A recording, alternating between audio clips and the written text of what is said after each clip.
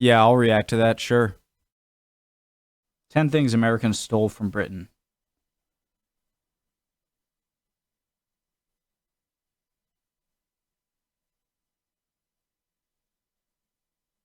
Um, Fish and chips.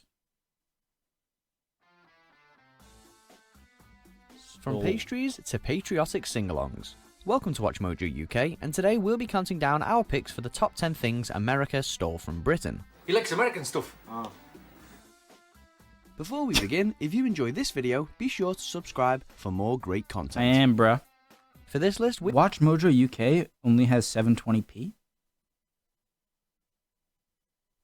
we're counting down famous facets of American culture which actually Baseball? originated in Britain.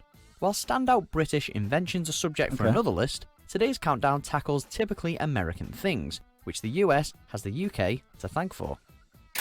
Gordon Ramsay is a legend. Number 10, apple pie. Lamb sauce! It's raw! You donut. As American as apple pie, right? Wrong. The sweet treat is a staple on US dining tables, but the British were the first to serve it way back in the 1300s. Well, that's fine. I feel like hot dogs and hamburgers are American staples, that they were German creations. A popular dessert throughout European history, with Dutch and Swedish styles also inspiring menus worldwide, it was taken across the pond with the 17th century colonists. Since then, apple pie has become a standout symbol of US patriotism, as well as a Damn central right, brother. component to a teen comedy franchise. It's not what it looks like. Number 9, I fell, my pants were down, and all this blood rushed, and my on. YMCA. Way before village people turned this institution into a cheesy disco anthem, and long before the YMCA swept across America, the Young Men's Christian Association was the brainchild of English That's what it stands for? philanthropist George Williams. Dismayed by working conditions in 18th century London, Williams conceived the now famous charity as a safe place for its patrons. While the movement's worldwide influence is something to be proud of, difficult to imagine Williams joining in with the dance moves. 1993, my birthday. Number 8, chocolate bars. I think I'll eat it now.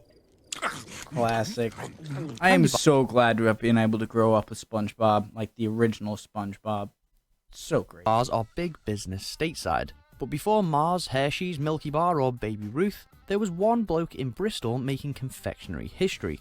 Joseph Fry finalised the first mass-produced chocolate bar in the mid-1800s, around the time that the Dutch developed a chocolate press. Fry's chocolate cream hit shelves in 1866 with a famed fondant filling, What about and the bar can Hershey's? still be bought today. John Cadbury quickly followed suit, while the likes of Hershey's didn't arrive until the late 1890s. Number 7, sandwiches. Could I have a glass of wine? Wasn't Okay. this already one? And a ham sandwich? If you like. With a pickle? Oh, Dylan Moran. Right. Thanks to world-conquering fast food outlets, Homer Simpson and Joey Tribbiani, you'd be forgiven for thinking that this foodstuff was a US creation. However, the history of the sandwich is long and complicated, and very little of it happened in America. While early versions are recorded across Europe, it's named after the 4th Earl of Sandwich in Kent. The story goes that he was an ardent gambler, and meat between bread was the simplest way of eating without disrupting a game of cards. Sandwich for display purposes only and should not be eaten. Number 6, The Office. That's what she said.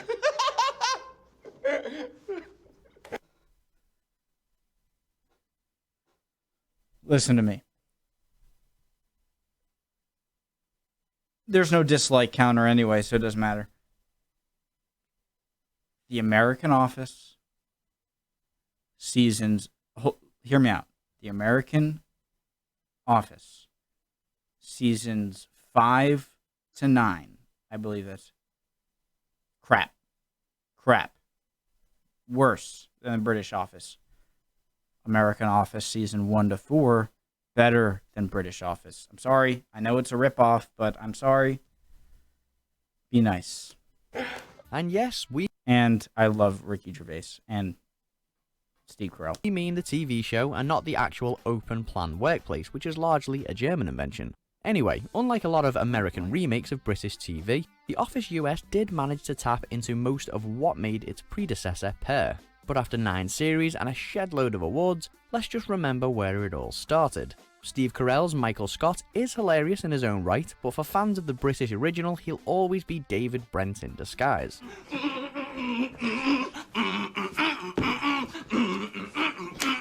Number 5. I want to tell you why seasons 1 to 4. It started off, the reason why the British Office, it's almost too British humor for me. I love British humor, but it's just, I think the early American Office was perfect. But it's because it depicted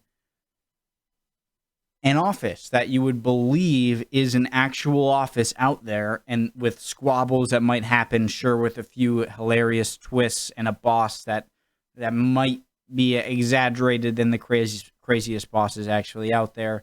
But it was a believable workspace. And then after season 4, they started going crazy, and there was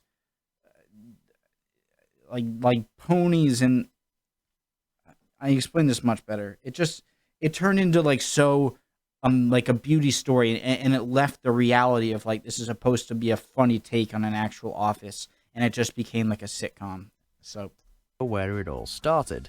Steve Carell's Michael Scott is hilarious in his own right, but for fans of the British original, he'll always be David Brent in disguise.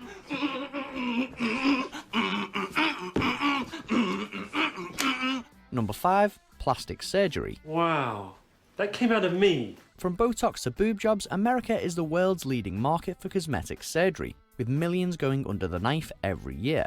But the industry was by no means born in the USA. Sir Harold Gillies is often credited as the father of plastic surgery, a New Zealand-born, London-based surgeon who gathered leading physicians to treat thousands of soldiers who had been injured or disfigured in World War I. Gillies' work became a blueprint for all sorts of reconstructive procedures, and a starting point for today's aesthetic options. Number 4. The light bulb. A supposedly serial stealer of other people's ideas, Thomas Edison's light bulb moment is considered one of the most significant steps in modern technology. Hey, Edison! How about sharing some of those light bulbs, huh? Hey, figure it out for yourself, man. But experts are continually divided on just how much Edison did to develop the... I did hear this about Edison, that he was sort of more of a savvy, crude businessman, and certainly probably genius in science, but that he had a habit of taking others' inventions and marketing them as his own. Tesla. I don't know enough about the Tesla-Edison feud. The design. Before the Wizard of Menlo Park, there were countless other scientists creating electric light and light bulbs, not least British pioneers including Humphrey Davy and Joseph Swan. The anti-Edison camp claims that the inventor's only skill was knowing when to patent. One thing Edison did invent, for 100% genuine Edison invention that we use every day, probably most of us. Is it nasal hair clippers? Number 3. Donuts. One little bite won't hurt you. Now, the origins of the donuts are a sticky affair, with claims and counterclaims sending historians round Aren't they and Jewish?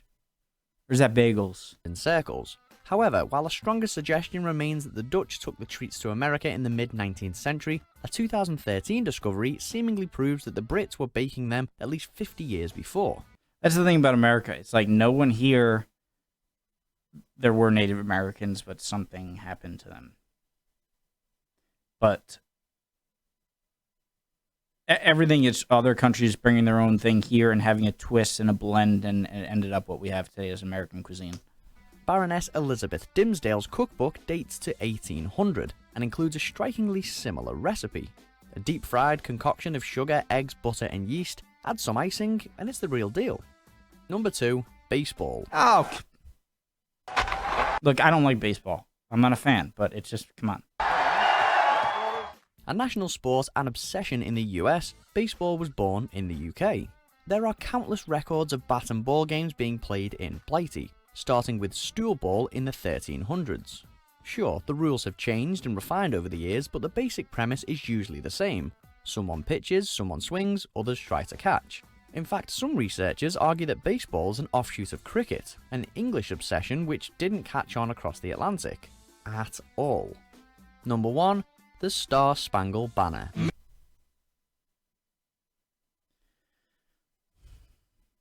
Make sure to leave your stuff down in the comments saying that if I've been a overly patriotic, stereotypical, smug, arrogant, ignorant American saying that everything here is false. We created freedom.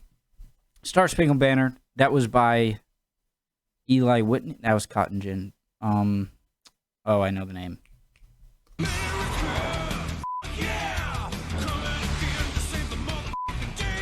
We finish with a final salute for great British influence on American culture, because the US national anthem is sung to the tune of an 18th century English drinking song.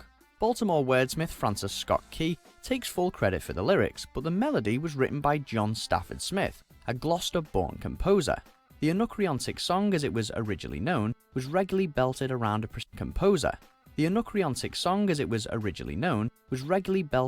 a prestigious London gentlemen's club, where wealthy people met to wine and dine. Do you agree with our picks? Check out these other great clips from WatchMojo UK and subscribe for more great content. No, great video. Awesome. I love watching these WatchMojo UK. I know a lot of you aren't always a fan of them, but I enjoy them. And they get a lot of views, so a lot of you do enjoy it as well. Alrighty, boys. See you next time.